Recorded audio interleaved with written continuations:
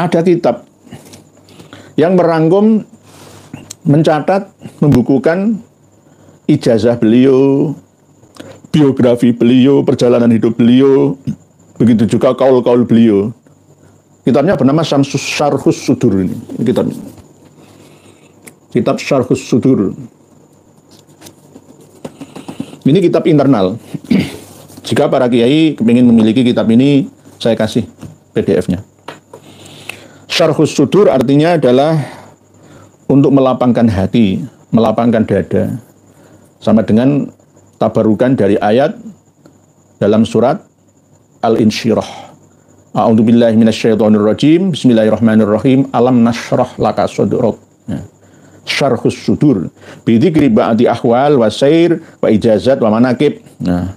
Al-Habib Al-Allamah Abdurrahman bin Muhammad bin Husain Al-Masyhur, lahir 1250 Hijriah, wafat tahun 1320 Hijriah, Mufti Diyar Al-Khadramiyah. Nah, ini dikumpulkan, ditulis oleh putranya yang bernama Habib Ali bin Abdurrahman Al-Masyhur. Jadi putranya Habib Abdurrahman ini bernama Habib Ali. Antara Habib Ali dengan Habib Abdurrahman ini sama saja. Banyak halunya. Di dalam kitab inilah ya, banyak halunya. Antara anak dengan ayahnya itu saling mendukung. Ya mungkin ini faktor dari perilaku sufi ya. Sufinya tapi bukan sufi sunni, tapi lebih cenderung ke syi'i dan bahkan sufi-sufi falasifati, berhubungan dengan filsafat. Nah, kitab Syarhus Sudur ini para kiai belum banyak yang memiliki. Ada 252 halaman. Monggo para kiai hubungi saya. Syarhus Sudur yang memuat biografi dan juga ijazah-ijazah beliau terhadap para ulama di masanya. Nah, ini akan saya buka beberapa halaman saja sebagai contoh bahwa apa yang diyakini dan dijalankan oleh beliau Habib Abdurrahman bin Muhammad bin Husain Al-Masyhur ini banyak yang tidak sesuai dengan ajaran Sunni, apalagi Sunni Syafi'i. Di antaranya adalah apa yang disampaikan oleh putranya yang bernama Habib Ali. Beliau berkata, qala li ba'dus sholihin innahu ra'a an-nabiyya sallallahu alaihi wasallam an yamini. Halaman 197. Syarhus Sudur 197. Diterangkan oleh beliau Habib Ali, putranya Habib Abdurrahman, pengarang Bugyatul Mustarsyidin Syamsuddaulah ini, ada sebagian orang-orang saleh yang bermimpi ketemu Kanjeng Nabi, melihat Kanjeng Nabi berada di sebelah kananku. Ini tidak bermimpi sih. Innahu ro'a. Bukan fil manam. Kalau fil manam berarti mimpi. Ro'a berarti melihat asli. Sama dengan ketika Ustadzah Halimah Al-Idrus bercerita terhadap Habib Muhammad bin Idrus Al-Habsyi, Gubah Ngampel. Katanya Kanjeng Nabi itu berada di sebelah atau sisinya. Jadi sama seperti ini. Innahu ro'a an-nabiyya sallallahu alaihi wasallam an yamini. Orang saleh itu, sebagian orang saleh itu melihat Kanjeng Nabi itu berada di sebelah kananku, dan orang tuaku yakni Habib Abdurrahman Al-Masyhur an yasari, berada di sebelah kiriku. Wa ana fil wasati, dan saya berada di tengah. Terus keduanya yakni Kanjeng Nabi dan ayahku Walid Habib Abdurrahman Al-Masyhur itu pas berada dalam kondisi saya berada di tempat belajar. Lalu Kanjeng Nabi dawuh kepada abahku atau orang tuaku, ayahku, aku memberikan ini untuk Habib Ali, dan memberikan madat ini untuk Habib Ali, pertolongan ini untuk Habib Ali. Nah, ini kan termasuk berlebihan. Ini bukan dalam kondisi manami, tapi yaqodoti. Hal-hal seperti ini tidak sesuai dengan sufi yang berhaluan sunni. Terus berikutnya, beliau Habib Ali bin Abdurrahman Al-Masyhur juga berkata bahwa saya ketika menghadirkan rohnya Kanjeng Nabi Shallallahu Alaihi Wasallam dan saya mengagungkan beliau, begitu juga jisimnya beliau, maka saya bisa melihat langsung Rasulullah itu dalam kondisi yaqodoh, terjaga. Dan saya bisa melihat Rasulullah dalam jumlah yang banyak. Jadi ini termasuk halusinasi kelas tinggi. Misalkan saya mau ketemu dengan Rasulullah, saya ila hadratin Nabiil Mustafa Muhammadin sallallahu alaihi wasallam lahul Fatihah, hadrah al-Fatihah, hadiah al-Fatihah, ya misalkan. Terus langsung saya itu bisa melihat Kanjeng Nabi. Nah, hal-hal seperti ini jelas tidak sesuai dengan kaidah sufi sunni. Kalau sufi syi'i mungkin tergantung sufinya itu, tergantung sufinya. Jadi tidak secara umum itu. Dan beliau, Habib Ali, ini termasuk orang yang paling banyak melihat Kanjeng Nabi dalam kondisi yaqadhah atau terjaga. Hampir sama seperti apa yang dilakukan oleh Syekhah Sultanah bin Ali Az-Zubaidi fil yaqadhah. Dan begitu juga ustadz-ustadz yang ada di Indonesia yang ada hubungan spiritual dengan Habaib Alawi. Ketika dipegang kepalanya itu langsung melihat Kanjeng Nabi. Ada yang seperti itu. Nah, ini sangat nganeh-nganehi ya. Alasan supaya dipuji oleh muda-mudi penggemarnya, supaya dianggap ya, diyakini sebagai wali ya, dan seperti itu. Karena yang bisa ketemu Kanjeng Nabi dalam kondisi yaqadhati itu tidak semua orang, hanya wali. Berarti kalau saya mampu bertemu Kanjeng Nabi fil yaqadhati berarti saya ini wali. Sama seperti itu. Ini halaman 197. Terus ekstrim lagi itu halaman 213. Mohon maaf. Halaman 213 ini ada ekstrim lagi. Belum lagi yang lainnya nggih. Kalau kita buka-buka semua ya nemen. Ngeri. Ada hubungannya antara Habib Abdurrahman Al-Masyhur dengan putranya sendiri. Kadang perkataan abahnya ditulis di sini oleh anaknya. Bismillahirrahmanirrahim.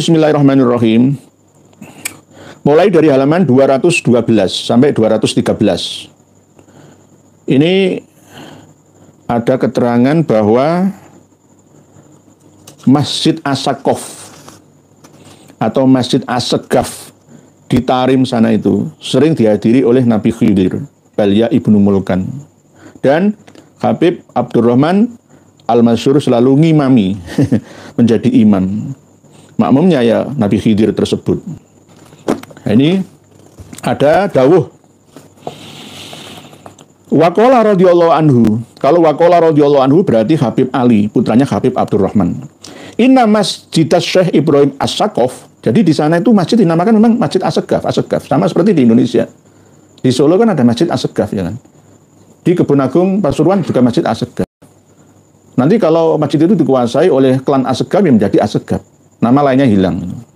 Masjid Turba, aslinya Kebun Agung itu Masjid Turba, menjadi Masjid As-Segaf. Begitu juga di Solo itu aslinya bukan Masjid As-Segaf, tapi menjadi As-Segaf karena dikelola oleh ketakmiran dari keluarga As-Saqaf. Inna Masjid Syekh Ibrahim As-Segaf alladzi syarqi Tarim. Masjid Syekh Ibrahim As-Segaf yang berada di sebelah timurnya Tarim itu lam yazal al-Khidr fihi alaihi salam. Jadi Nabi Khidir itu sering di situ, selalu di situ. Waqala walidi, lah inilah. Ketika walidi, nah itu berarti Habib Ali ini berbicara atas dawuhnya ayahandanya, Habib Abdurrahman bin Muhammad bin Husain Al-Masyhur. Innal Khidra alaihi salam shalla khalfahu. Nah ini loh. Nabi Khidir itu sholat di belakangnya Habib Abdurrahman Al-Masyhur, ayahandanya sendiri. Dia pengarang Bugyatul Mustarsyidin, dia pengarang Syamsul Dhahira. Sholat al-asri pada waktu sholat asar. Jadi menjadi imam, makmumnya Nabi Khidir. Fihi wattafaqobi dan ketemuan ya dengan beliaunya. Wa qala walidi rahimahullah innal Khidra alaihi salam shalla khalfahu sholat al-asri fihi wattafaqobihi. Hebat ya. Jadi Habib Abdurrahman Al-Masyhur itu juga hebat, ngimami Nabi Khidir. Ya, ngimami Nabi Khidir pas sholat asar di Masjid Syekh Ibrahim As-Saqaf di sebelah timurnya kota Tarim. Itu. Mas Anom, izin tanya Yai. Sebenarnya Nabi Khidir itu wujud atau tidak sih? Kok Ba'alawi juga yakin Nabi Khidir ada? Jadi Nabi terakhir itu Nabi Muhammad atau Nabi Khidir? Mohon penjelasannya Yai, terima kasih. Okay.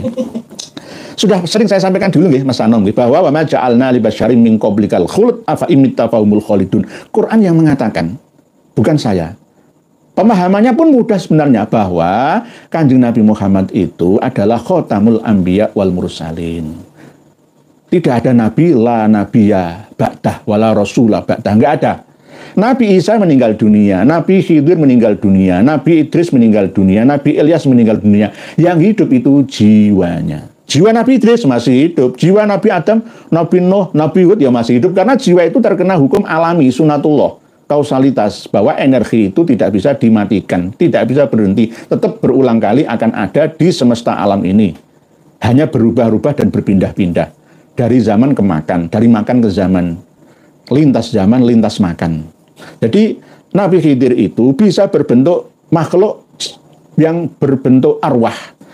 Orang-orang sufi itu mengartikan sebagai, ya kadang-kadang kalau orang sufi Jawa itu guru sejati. Guru sejati.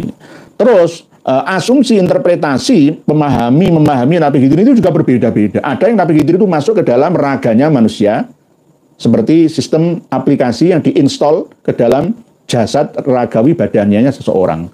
Lalu ngomong tapi tidak sewajarnya, tidak asli dari dirinya sendiri, tapi dari jiwa yang lain, yakni jiwanya Nabi Khidir, Balya ibnu Mulkan Khidir.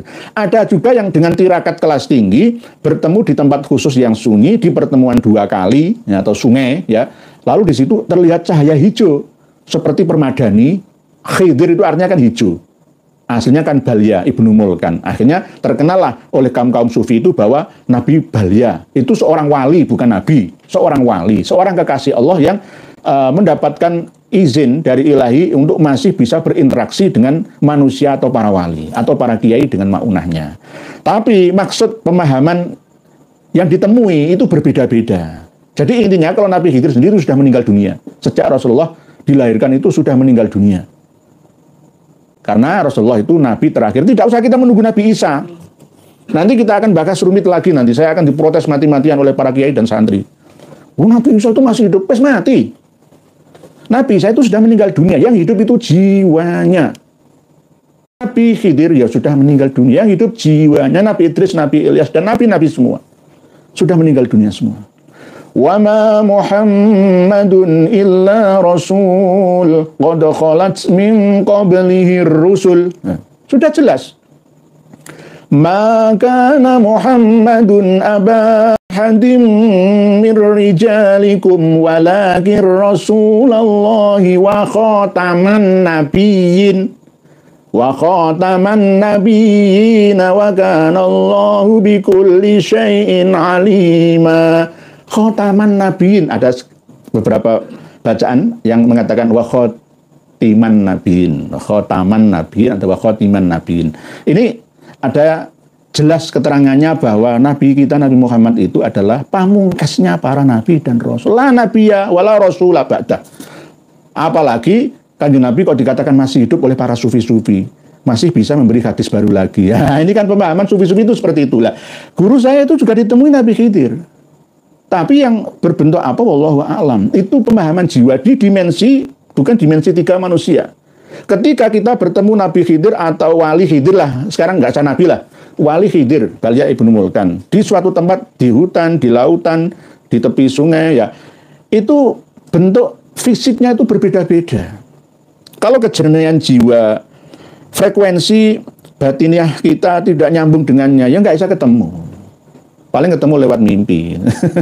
Kalau ketemu asli ya Qadoti itu sulit sekali. Harus melalui tirakat kelas tinggi. Ya biasanya wali-wali sepuh yang ada di Nusantara itu dulu pada waktu penjajah Belanda ya sering ditemui. Tapi kemungkinan itu belum tentu Wali Khidir. Belum tentu. Tapi dipahami sebagai Wali Khidir. Mungkin jiwa-jiwa itu. Jadi jiwa-jiwa manusia yang suci, kalau orang Hindu memahami itu tingkat dewa. Di dimensi di atas dimensi ke-9.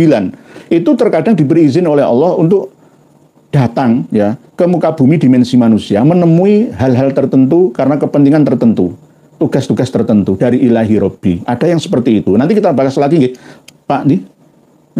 Pak Mas Anom, nggih. Mas Anom ini pertanyaan selalu berkualitas tinggi.